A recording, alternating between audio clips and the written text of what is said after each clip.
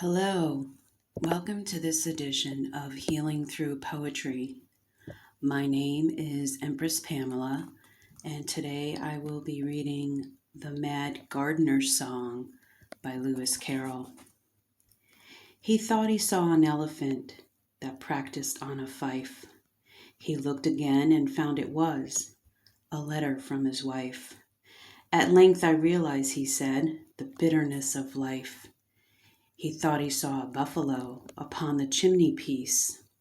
He looked again and found it was his sister's husband's niece. Unless you leave this house, he said, I'll send for the police. He thought he saw a rattlesnake that questioned him in Greek. He looked again and found it was the middle of next week. The one thing I regret, he said, is that I cannot speak. He thought he saw a banker's clerk descending from the bus. He looked again and found it was a hippopotamus. If this should stay to dine, he said, there won't be much for us.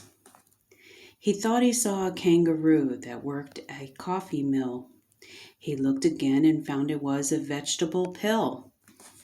Were I to swallow this, he said, I should be very ill. He thought he saw a coach and four that stood beside his bed. He looked again and found it was a bear without a head. Poor thing, he said, poor silly thing, it's waiting to be fed. He thought he saw an albatross that fluttered round the lamp. He looked again and found it was a penny postage stamp. You'd best be getting home, he said, the nights are very damp.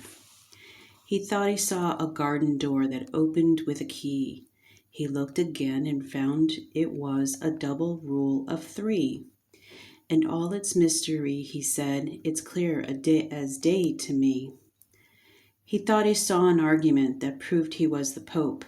He looked again and found it was a bar of mottled soap.